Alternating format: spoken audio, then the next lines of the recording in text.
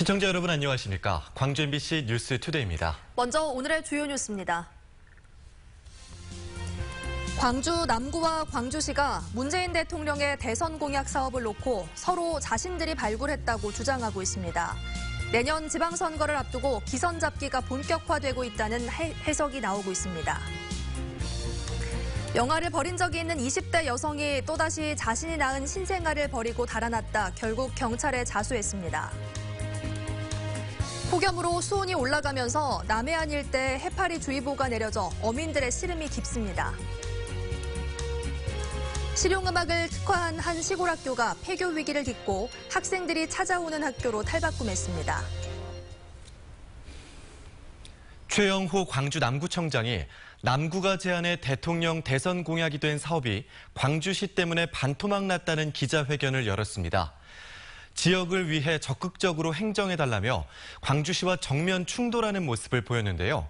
광주시는 자체적으로 발굴한 사업이라 남구와는 상관이 없다며 맞대응했습니다. 김인정 기자가 전해드립니다.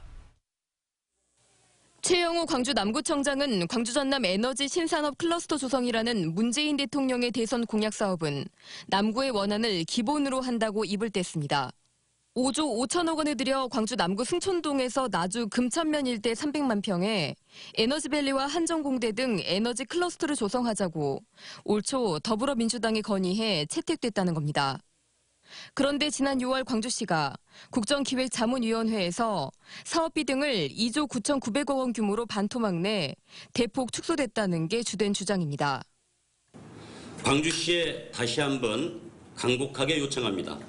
문재인 대통령 공약 사업인 대한민국 에너지 신산업 메카 육성 사업이 우리 남구에서 제안한 원안대로 아니 더 확대해 추진될 수 있도록 적극적인 행정을 펼쳐주시기를 부탁드립니다.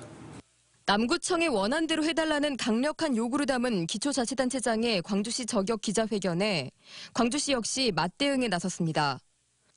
광주시는 대선 공약은 빛가람 혁신도시와 광주 도시첨단 산단을 중심으로 한 것으로 광주시가 자체 발굴한 사업이 확정된 것이라며 남구가 주장하는 사업과는 다르다고 반박했습니다. 정부의 100대 국정과제에 포함된 사업을 놓고 광주시와 남구가 서로 자신들이 발굴했다고 주장하는 겁니다. 한편 더불어민주당 측은 이 부분에 대해 입장을 내는 것이 부적절하다며 다음 달 14일 최종 공약 발표회 전까지 일정 부분 조정이 있을 수 있다고 밝혔습니다. MBC 뉴스 김인정입니다. 이처럼 남구청장이 기자회견까지 열어가며 광주시를 비판하고 나선 이유에 대해 다른 포석이 있는 것 아니냐는 해석이 나오고 있습니다. 최근에 윤장현 광주시장과 대립각을 세우는 광산구청장도 그렇고 모두 내년 광주시장 후보군으로 거론되고 있다는 공통점이 있습니다. 이어서 김철원 기자입니다. 아직 공식 출마 의사를 밝히진 않았지만 최영호 광주 남구청장은 내년 선거에서 광주시장 후보군으로 꼽히고 있습니다. 그런 최 청장이 지금 이 시기에 광주시를 정면 겨냥하고 나선 것이 시장 선거를 앞두고 존재감을 키우기 위한 것 아니냐는 해석이 나오고 있습니다. 기자들의 이 같은 질문에 최 청장은 즉답을 피했습니다.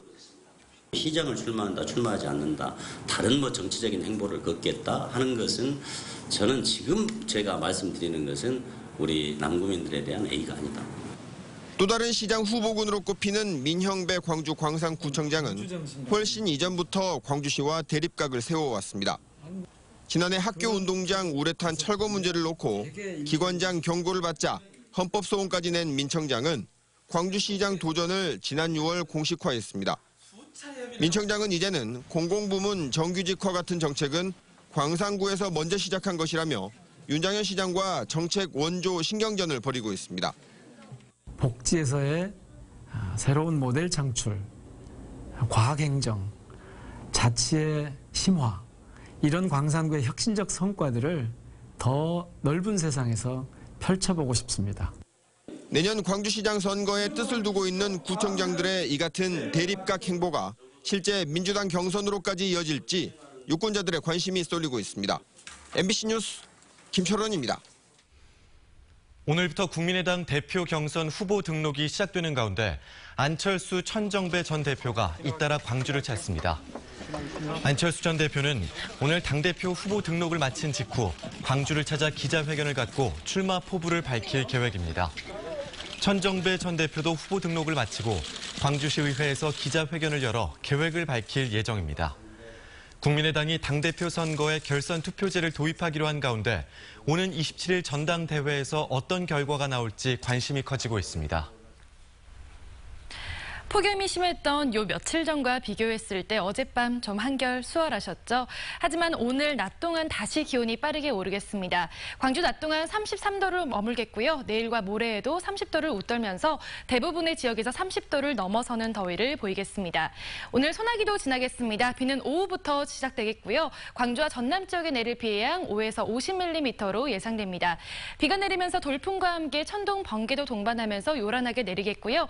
시간당 20mm의 강한 비가 내리는 지역도 있겠습니다. 시설물 관리에 주의하셔야겠습니다. 더운 날씨에 습도까지 높아지면서 오늘 광주와 전남 지역 불쾌지수 높음 단계 예상되고요. 식중독 위험지수도 위험 단계까지 오르겠습니다. 오늘 종일 좀 여유로운 마음으로 지내시는 편이 좋겠고요. 식중독 걸리지 않도록 주의하셔야겠습니다. 현재 우리 지역 하늘 살펴보면 구름량 많은 모습입니다. 오늘 낮 동안에는 30도를 웃돌면서 무더운 날씨가 이어지겠고요. 아침 기온은 어제와 좀 비슷하지만 낮 동안에는 여전히 덥겠습니다. 역시 30도를 웃돌면서 순천 32도, 여수 31도로 무더운 날씨가 이어지겠습니다. 더위는 계속되겠으니까요. 건강관리 잘 하셔야겠습니다. 지금까지 날씨였습니다. 여름철의 불청객 해파리가 올해도 문제입니다. 최근 폭염으로 수온이 올라가면서 남해안 일대 해파리 주의보가 내려져 어민들의 시름도 깊어지고 있습니다. 김종수 기자가 취재했습니다. 푸른 바다 사이로 해파리가 희끗희끗 모습을 드러냅니다. 연안을 벗어나자 해파리 떼는 눈에 띄게 늘어납니다. 깨끗한 바다를 자랑하던 남해안 등량만 해역에 해파리 주의보가 내려진 건 지난 1일. 여름철 고수온기에 발생하는 보름달 물 해파리는 해양 생태계를 교란시켜 어업에 큰 피해를 주고 있습니다. 최근 100제곱미터당 많게는 16개체 해파리가 발견되면서 아침 일찍 시작한 제거 작업은 끝이 안 보입니다. 우리가 작업을 해도 어마어마한 생깁니다 지금. 작업한 거 보세요. 어장에 겁나게 피해가 많네요.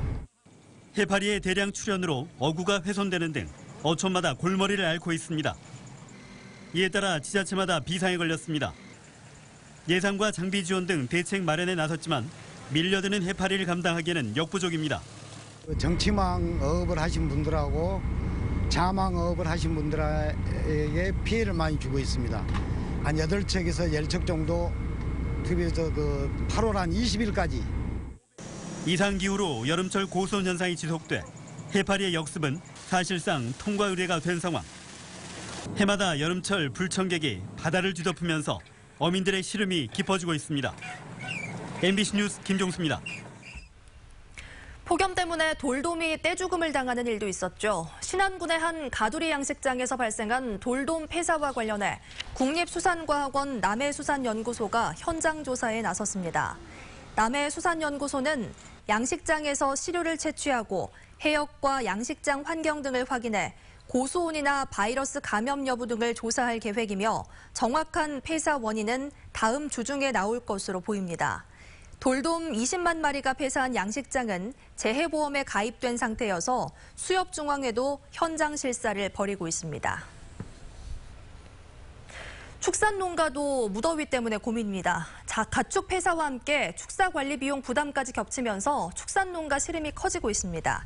현재 축산농가의 경우 축사 온도가 적정 온도보다 5도 이상 높은 평균 32도를 웃돌면서 냉방과 축사 관리를 위해 사용하는 전기와 수도 비용 부담이 평소보다 30% 이상 늘어난 상태입니다. 현재까지 전남에서는 닭 39만 6천 마리, 돼지 1,041마리 등 모두 43만 마리의 가축이 폭염 때문에 폐사했습니다.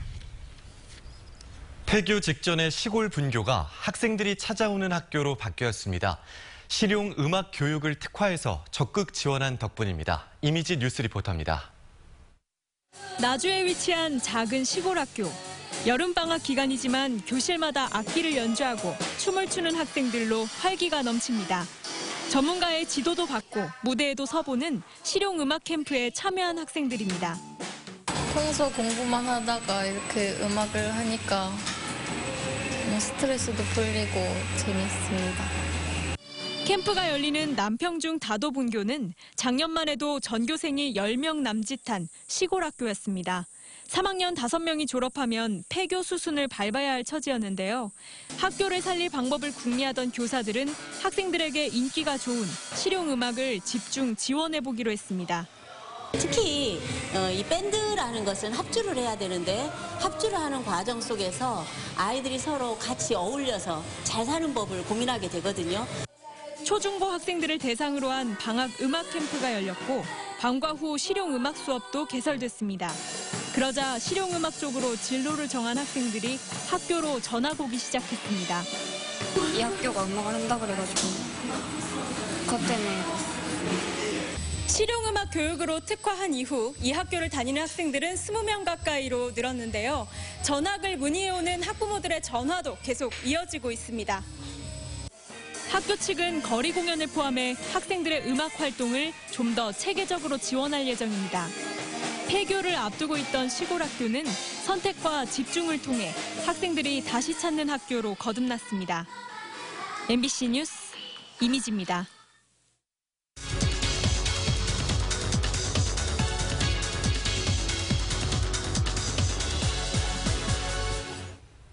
광주 지역의 30여 개의 청년단체가 모여 청년 관련 현안을 해결하기 위한 상상 실현 네트워크를 출범했습니다. 네, 협의회를 처음 주선한 청년문화허브의 정도용 대표 모시고 자세한 이야기 나눠보겠습니다. 안녕하십니까? 안녕하십니까? 네, 안녕하세요. 네, 30여 개 청년단체 모이는 데까지 쉽지 않았을 것 같은데요. 네. 왜 모이게 되신 건가요? 저희 협의회는 말 그대로 상상을 함께 실현하기 위해서 모이게 됐습니다. 저희가 함께하고 있는 상상은 문화 생태계를 조성하는 일과 그리고 청년들이 자존감을 가지고 활동할 수 있는 청년 활동 생태계를 조성하는 일입니다. 네, 오늘이 처음으로 모이는 날이시죠? 네, 맞습니다. 네, 어떤 이야기를 나눌 계획이시고 또 앞으로 운영은 어떻게 하실 건가요? 저희 32개 회원단체가 한 달에 한 번씩 모임을 가지고요. 그리고 한 달에 한 번씩 2개 단체가 자기들의 상상을 발표하는 시간을 가질 겁니다. 오늘은 1% 공작소라는 회사의 대표께서 광주 문화예술인들의 정당한 인건비 책정을 위한 상상을 발표를 할 거고요. 그리고 저희 단체 같은 경우는 청년들이 좀 자유롭게 활동할 수 있는 지역의 거점 공간에 대해서 이야기를 할 예정입니다. 네, 청년들의 열정 넘치는 아이디어가 참 많이 나올 것 같다라는 생각이 드는데요. 네. 앞으로 구체적으로 좀 어떤 일들을 할 계획이신가요? 저희는 구체적으로 사실은 저희 네트워크가 모이게 된 계기가 지난 4월에 대선 후보들에게 지역의 어떤 대선 문화정책에 대해서 제안을 하게 됐어요. 그리고 6월 달에는 저희 KTNG의 그 사회공헌 프로그램으로 상상마당이라는 공간이 있습니다. 그런데 현재 전국에 이제 전라권만 상상마당이 존재하지 않거든요. 그래서 이 상상마당을 광주로 조성하기 위한 그런 운동을 구체적으로 진행할 것 같습니다. 네, 광주시에서도요, 자치구별로 청년 활동을 지원하는 이 거점 사업을 계획하고 있거든요. 청년단체들은 시의 이런 사업에 대해서 어떻게 생각하고 계신지도 궁금합니다. 저는 광주시에서 했던 사업 중에 가장 좋은 사업이라고 사실은 생각하고 있어요. 저희 단체뿐만이 아니라 많은 청년단체들이 굉장히 강하게 주장해 왔던 부분들이고 청년 정책에 앞서가는 지자체, 예를 들어 서울시 같은 경우도 무중력지대나 청년청 이렇게 해서 각 거점별로 청년들 삶 속에 파고드는 공간들을 만들고 있거든요. 이런 정책은 계속해서 강화되고 꼭 필요한 정책입니다. 네, 그런 부분은 또 좋게 평가해 주셨는데요. 그렇다면 그동안의 청년 정책, 민선 6기가 들어서면서 청년 정책에 대해선 어떻게 평가하시고 또 이런 점은 개선되었으면 좋겠다, 어떤 게 있을까요? 결과적으로만 말씀드리면 사실은 많은 부족함을 느끼고 있습니다. 광주시에서 분명히 청년 정책에 대한 어떤 열정과 의지가 있다는 건 느껴지는데요. 그 결과물이 약간 미흡한 부분이 많이 있고요. 거기에 대한 개선책으로 사실은 청년 정책이라는 것 자체가 전국적으로 이제 걸음마 단계입니다. 그래서 전문 인력이 뭔가 시에 들어가서 좀 일을 하는 부분들이 필요한 것 같고요. 그리고 어떤 좋은 사업이 있을 때 그 사업의 어떤 겉모습만 따기보다는 어떤 그 사업이 발생하게 된 어떤 철학적 가치라든가 비전이 있거든요. 근데 이런 부분까지 함께 잘 고려해서 적용을 하면 좋을 것 같습니다. 네, 앞으로 멋진 상상을 실현하는 모습 기대하겠습니다. 청년문화부 정두용 대표였습니다. 고맙습니다. 네, 감사합니다. 생후 이틀 된 아이를 병원에 버리고 달아났던 20대 여성이 경찰에 자수했습니다. 광주 북부경찰서는 어제 새벽 광주시 북구 두암동의 한 산부인과에서 태어난 지 이틀 된 남자아이를 버리고 달아난 혐의로 24살 안모 씨를 붙잡아 조사하고 있습니다. 어젯밤 경찰에 자수한 안 씨는 아이를 키울 형편이 되지 않는다는 이유로 이 같은 일을 한 것으로 드러났습니다. 광주 서부경찰서는 중앙선을 침범한 차량을 표적으로 고의로 사고를 낸 뒤 합의금 명목으로 400만 원을 뜯어낸 혐의로 25살 김모 씨를 붙잡아 조사하고 있습니다. 김 씨는 지난 2015년 말 광주 치평동의 한 오피스텔 앞에서 중앙선을 위반해 주차장으로 간 차량을 쫓아가 고의로 사고를 낸 뒤 수리비와 치료비 명목으로 돈을 받아낸 혐의입니다. 광주 서부경찰서는 지난 2014년부터 최근까지 폐업 위기에 놓인 회사를 주식시장에 상장될 것처럼 속여 투자자 30여 명으로부터 32억 원을 가로챈 혐의로 게임 개발업체 운영자 43살 이모 씨를 구속했다고 밝혔습니다. 2000년부터 게임 개발업체를 운영해온 이 씨는 언론 기사를 보여주며 투자자들을 안심시켰고 코넥스 시장에 상장되면 주식값이 10배 이상 오를 것이라고 투자자를 속인 것으로 드러났습니다. 어제 오후 5시쯤 곡성군 오곡면의 한 논두렁에서 81살 양모 씨가 쓰러져 숨져 있는 것을 주민이 발견해 경찰에 신고했습니다. 경찰은 양 씨 옆에 3륜 전동차가 있는 점으로 밀어 전동차를 몰다 논두렁으로 추락한 것으로 보고 정확한 경위를 조사하고 있습니다.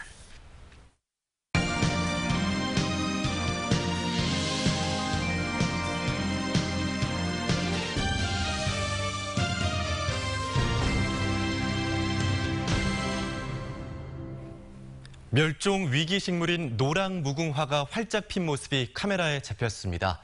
광복절을 앞두고 일제강점기 항일 운동으로 유명한 소환도 군락지에 만개했습니다. 박영훈 기자입니다. 육지에서 뱃길로 40여 분 거리에 있는 전남 완도군 소환도. 해안을 따라 조성된 방풍림 사이사이로 노란 꽃들이 활짝 피었습니다. 우리나라의 무궁화 속 식물 중 유일한 자생종인 멸종위기 야생식물 2급 황근입니다. 보통 분홍색이나 흰색 꽃이 피는 무궁화와는 달리 노란 꽃이 피어 노랑 무궁화로 불립니다. 1m 안팎까지 자라는 난대성 수종으로 제주도와 완도, 고흥 등 우리나라 남녘 일부 해안에서만 자라는 희귀수목입니다. 분포 지역이 한정돼 있다는 거죠. 분포 지역이.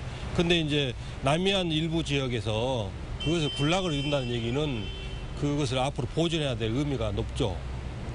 다도해 해상국립공원 사무소와 완도군이 소환도 황근 군락지 복원 작업을 시작한 건 8년 전. 자체 증식 과정을 거쳐 개발 등으로 훼손됐던 섬 군락지에 해마다 황근을 새로 심었고 지금은 500그루가 넘는 노랑무궁화가 여름이면 꽃을 피우고 있습니다. 특히 노랑무궁화 군락지가 위치한 소환도는 일제강점기 대표적인 항일 독립운동지로 꼽히는 섬이어서 더욱 눈길을 끌고 있습니다. MBC 뉴스 박영훈입니다.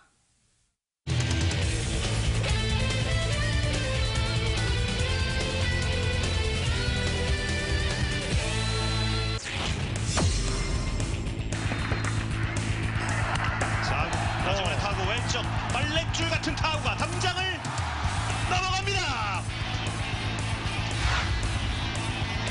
나지원의 시즌 18번째 홈런.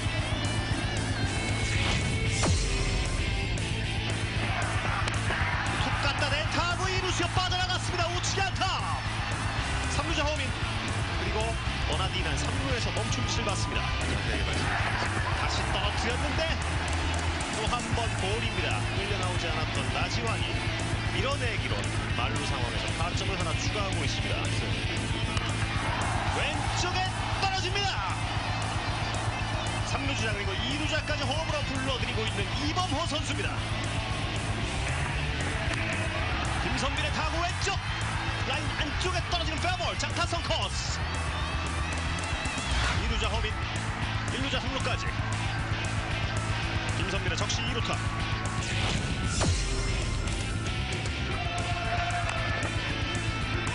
볼 타고 늦었어요. 홈에서 세이브예요. 이영준 선수가 홈 선택을 했는데 홈에서 살았습니다. 스윙 못 맞는 김주찬의 타구인데요. 중견수 앞에 떨어지면 안타입니다.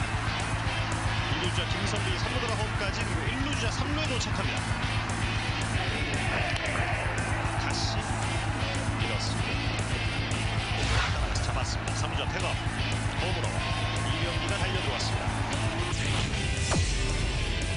어제도 좀 일찍 빠졌죠. 투수가 빠져나가면서 복귀전에서 곧바로 적시타를 때려내고 있는 백용환 선수입니다. 그렇죠. 세이브 요건에 해당이 되는데 스윙 삼진. 평년보다 높게 형성되고 있는 채소 가격이 당분간 안정적인 상승세를 유지할 것으로 전망됐습니다. 서울 농수산식품공사 가락시장 기준 양파는 현재 1kg에 1,267원으로 평년에 936원을 웃돌고 있고, 마늘은 평년보다 1,800원 높은 5,860원, 배추는 평년 대비 50% 오른 한 포기에 4,161원에 거래되고 있습니다. 현재 작황이 좋은 사과와 배는 올해 추석이 늦게 다가와 수확도 늦어지고 더위 속에 당도도 높게 나타나는 등 상품성이 좋을 것으로 전망됩니다. 폭염이 한풀 꺾였다고 하지만 여름은 여름입니다. 오늘도 30도를 웃도는 더위가 이어지겠는데요. 광주 낮 동안 33도에 머물겠고요. 내일과 모레도 30도를 웃돌면서 무더운 날씨가 계속되겠습니다. 오늘 비 소식도 있습니다. 오후부터 소나기가 내리겠고요. 광주와 전남 지역에 내릴 비 양은 5에서 50mm로 예상됩니다. 돌풍과 함께 천둥, 번개도 동반하면서 요란하게 내리겠고요. 시간당 20mm의 강한 비가 내리는 지역도 있겠습니다. 시설물 관리 잘해 주셔야겠습니다. 더운 날씨에 높은 습도까지 오늘 불쾌지수 높음 단계 예상되고요. 식중독 지수도 위험 단계까지 오르겠습니다. 오늘 종일 여유로운 마음으로 하루를 보내시는 편이 좋겠고요. 식중독 걸리지 않도록 주의하셔야겠습니다. 현재 우리 지역 하늘 모습 살펴보면 구름이 많은 모습입니다. 오후가 돼도 이 구름량은 계속해서 늘어나겠습니다. 오늘 아침 기온은 25도에서 24도 보이고 있고요. 낮 동안은 30도를 올라서면서 무더운 날씨가 이어지겠습니다. 역시 어제보다 낮 동안은 1도에서 2도 정도 높은 기온을 보이겠고요. 역시 낮에는 30도를 웃돌겠고요. 아침 기온은 어제와 비슷하겠습니다. 바다의 물결은 서해남부와 남해서부 전해상에서 0.5에서 1m로 비교적 잔잔하게 일겠습니다. 당분간 바닷물의 높이가 높아지는 시기라서 남해안에서는 저지대 침수 피해 없도록 주의하셔야겠습니다. 이번 주말까지는 큰 비 예보 소식은 없습니다. 다만 낮과 밤 사이에 소나기가 지날 가능성이 있다는 거 참고하셔야겠습니다. 지금까지 날씨였습니다.